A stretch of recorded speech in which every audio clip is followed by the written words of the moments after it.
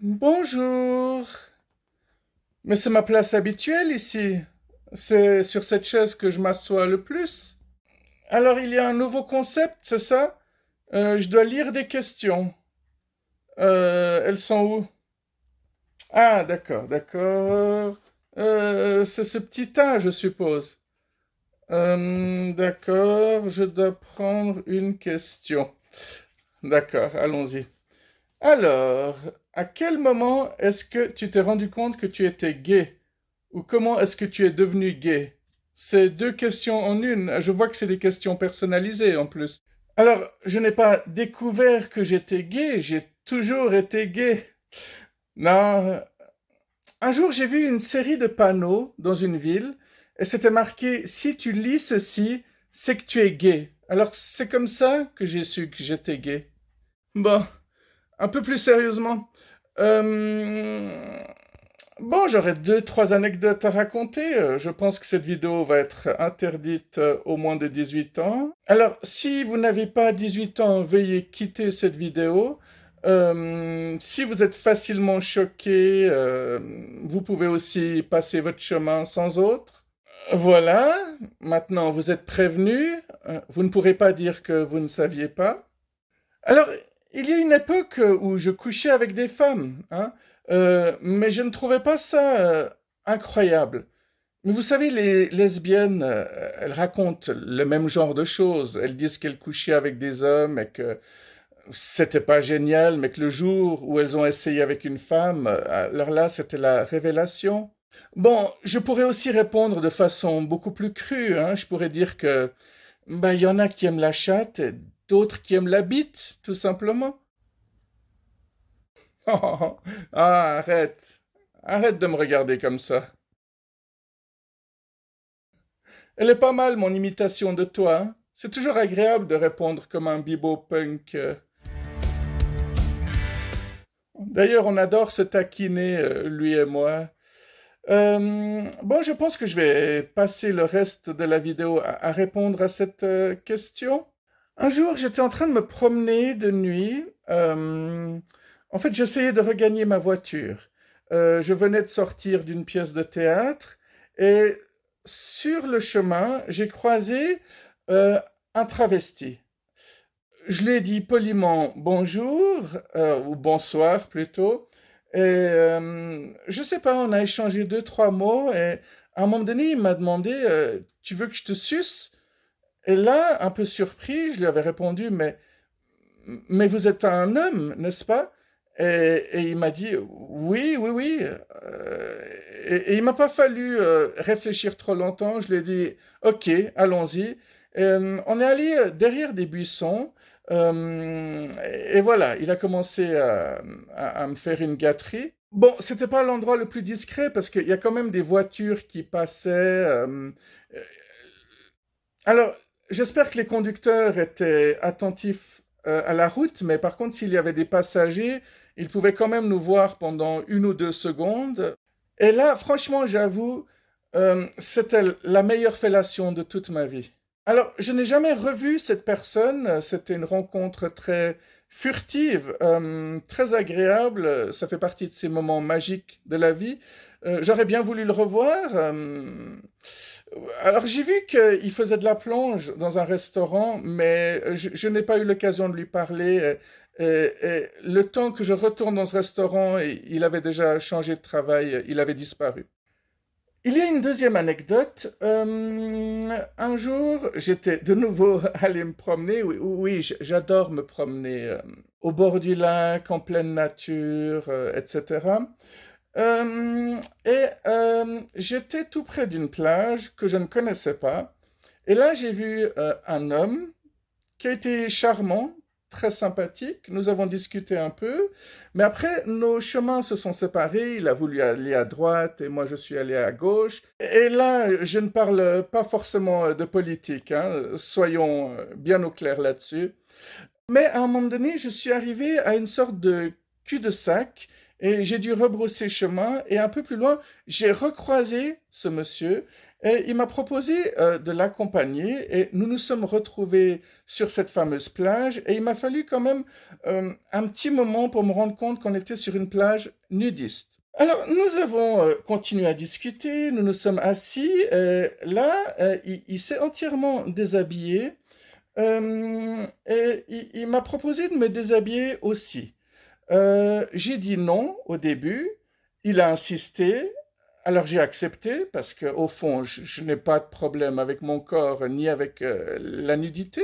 Et là, nous avons continué à discuter tout nus sous le soleil lorsqu'une tierce personne nous a rejointes.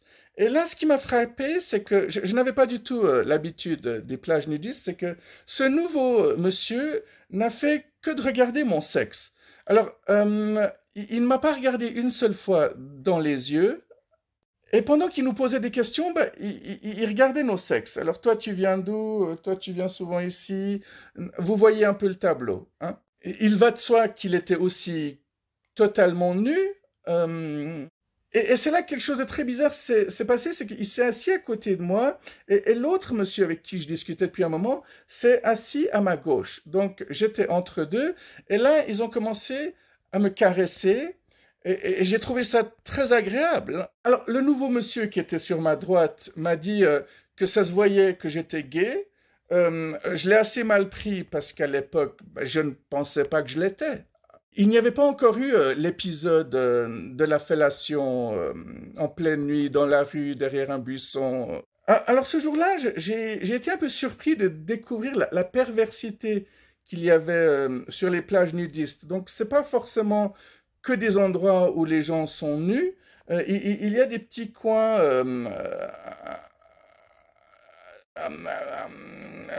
Je ne trouve pas le mot, hein.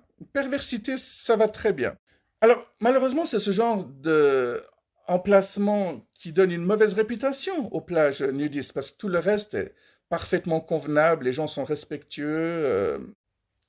Alors, c'est surtout les personnes qui ne sont pas nudistes qui ne se rendent pas compte du concept. Moi non plus, je ne comprenais pas au début, mais les nudistes, ils regardent le corps dans son entièreté, entité. Ils ne sont pas focalisés sur le sexe, seulement quand c'est des gros pervers comme cette espèce de PD là qui nous a rejoints. Et ce jour-là, il y a quand même eu un brin de respect parce qu'il y a eu caresse, baiser. Par contre, il n'y a pas eu de fellation à proprement parler, ni de pénétration de quelque sorte qu'elle soit, hein. Alors voilà, ça c'est le souvenir que j'en garde. Bon, ça s'était pas forcément bien terminé parce que je n'avais pas mis de crème et pour la première fois dans ma vie, je m'étais chopé un coup de soleil sur la bite. Pour continuer à parler comme Bibo Punk. Et c'était franchement pas agréable. C'était détestable, c'était horrible. Tin, tin, tin, tin. Excuse-moi.